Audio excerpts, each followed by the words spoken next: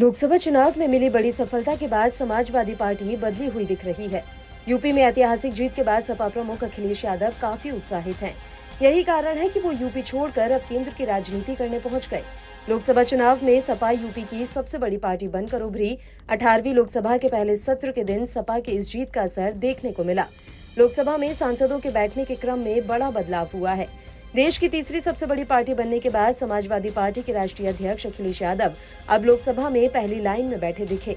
इससे पहले अखिलेश यादव यूपी विधानसभा में भी पहली लाइन में बैठते थे और योगी सरकार को विभिन्न मुद्दों पर घेरने में कोई कसर नहीं छोड़ते थे। अब यही नजारा लोकसभा में भी देखने को मिलेगा। लोकसभा में अब अखिलेश यादव कांग्रेस सांसद राहुल गांधी के बगल में बैठे दिखे। जानकारों का कहना है कि ये बदलाव अखिलेश के बढ़े कद को दर्शाता है। सोशल मीडिया पर अखिलेश और राहुल गांधी की एक तस्वीर वायरल हो गई। तस्वीर में लोकसभा के सदस्य के तौर पर शपथ लेने के बाद PM Modi pro tem speaker Bhartruhari Mahtab से हाथ मिलाने के लिए आगे बढ़ते हैं। हाथ मिलाने के बाद वो मेहताब को हाथ जोड़कर नमस्कार करते हैं और इसके बाद पीएम संसद के बाकी सदस्यों की ओर मुड़ते हैं। इस क्रम में मोदी का चेहरा जैसे ही सभा की बाईं तरफ मुड़ता है, संविधान की प्रति लिए राहुल गांधी और अखिलेश यादव प्रधानमंत्री का हाथ जोड़कर अभिवादन करते हैं। जानकारों की माने तो सदन में विपक्ष की इस एकता ने बीजेपी के माथे पर जरूर बल डाल दिया होगा। राहुल गांधी पहले भी सदन में सरकार के खिलाफ मोर्चा खोले रहे हैं। वहीं अखिलेश यूपी विधानसभा में योगी सरकार को घेरते रहे हैं। अब लोकसभा में दोनों नेता एक साथ होंगे तो सत्ता और विपक्ष में बहसों का नया रूप देखने को मिलेगा।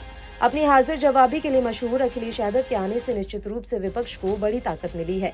अच्छी हिंदी बोलने वाले विपक्ष के इस कद्दावर नेता के आने से सदन में बीजेपी के लिए भी बहस करना आसान नहीं होगा। बीजेपी की घटी सीटें और विपक्ष के बड़े सांसदों की संख्या भी लोकसभा में बहस का माहौल बदलने में अहम भूमिका निभाएगी। बता दें कि सपा ने यूपी में कुल 37 सीटें जीतकर इतिहास रच दिया है। वहीं 80 सीटों का दावा करने वाली बीजेपी को महज 33 सीटों से ही संतोष करना पड़ा।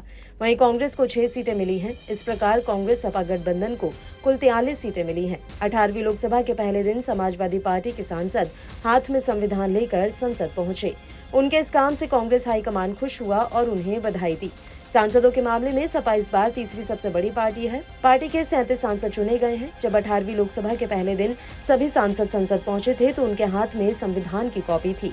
इस दौरान सपा प्रमुख अखिलेश यादव, मैनपुरी से सांसद डिम्पल यादव, राज्यसभा सांसद रामगोपाल यादव समेत कई सांसद साथ दिखे। सभी के हाथ में संविधान की कॉपी थी। संसद में प्रवेश करने से पहले सभी विपक्षी सांसदों ने एकता का प्रदर्शन करते हुए महात्मा गांधी की प्रतिमा के सामने खड़े होकर फोटो खिंचवाया। सपा सांसदों के इस काम से कांग्रेस संसदीय दल की नेता सोनिया गांधी और भारतीय राष्ट्रीय कांग्रेस के राष्ट्रीय अध्यक्ष मल्लिकार्जुन खड़गे खुश हुए और उन्हें बधाई दी।